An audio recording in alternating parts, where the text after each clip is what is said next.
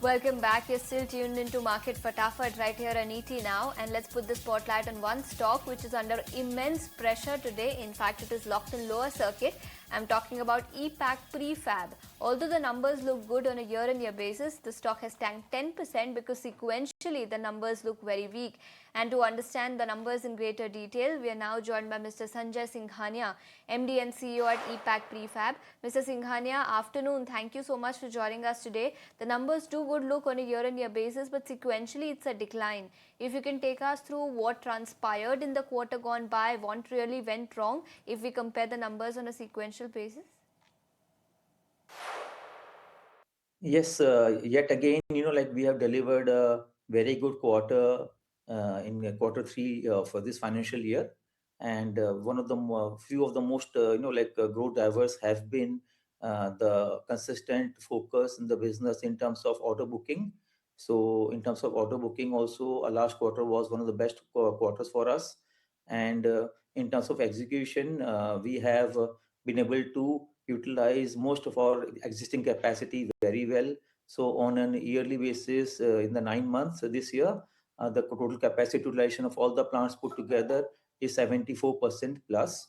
So that is a good thing. And as far as this further drivers are concerned, like we are focusing now on the renewable data center, semiconductor, and the new age businesses. And there we have been able to not only penetrate into the newer customer, but we have been able to get repeat orders from our existing customers. So these are the few drivers of our business right now. As far as the financial year is concerned, we are pretty hopeful to complete this financial year at around 1500 to 1550 kind of a revenue with a PAT of 95 crores plus. And for the next year, we have been growing at a CAGR of 45-46% plus in the last 4 to 5 years, and while we aim to continue the momentum, but in terms of committing to the market, we want to commit to the market CAGR growth of 20 to 25% in the next year as well. Mr. Singhania, your margins saw a minor decline on a year-on-year basis. What are the reasons behind this, and do you stick to your guidance of 10.5 to 11.5% for FY26, or any scope for margin expansion there? Yeah, we have been giving a guidance to the market that our margins will be range bound from 10.5 to 11.5%.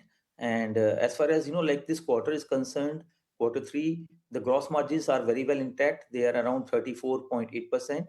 But on account of increase in the employee cost, our EBITDA margin was 10.1%. In this quarter, actually, we were having an excess inventory of raw material of finished goods to the tune of 35 to 40 crores, because that could not be built because of holidays in the last 7 days of the quarter. So that accounted for increase in the overall employee cost, and also we saw some uplift in the site level because of the monsoons, the prolonged monsoons this year in the south. So some of our customers could not lift the material. Otherwise, this revenue should have been up by another 15% of what has been reported by us. All right, Mr. Singhania, let's also talk about the revenue that you're targeting from your Mambhatu and Ghilot facility. Once it is fully operational, how much revenue will these facilities generate? Yeah, so our this capital expansion, the capex which we have planned from the IPO proceeds, so it is very well on track for the Mambhatu plant.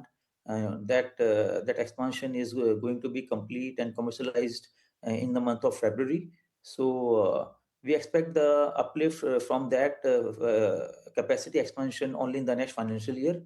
But as far as the existing capacities are concerned, it is fully occupied, fully utilized. And also the sandwich panel, which we put up a facility last year in the month of June. So that is also now ramping up. In the last quarter, the utilization of that capacity was 34% plus.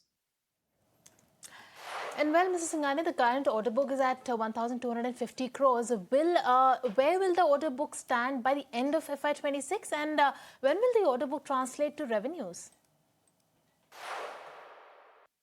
So right now, like as on 1st of January, we had a pending order book of 1,215 crores. And as I said, we'd be very happy if we can start the next financial year with a pending order book of 1,250 plus crores. So that will give us a headway for the next 7 to 8 months of the next financial year. So that is the target. While, like we have to deliver revenue of 450 crores in this quarter. So it means, like we have to book orders of 450 to 500 crores in this quarter. And I don't think that is much of a challenge by the way the things are going for us right now.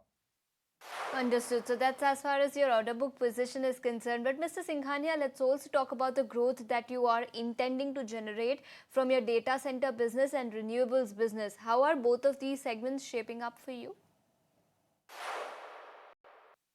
Yes, a very interesting question. Like we have been focusing a lot on new age businesses, data centers, and renewable energy.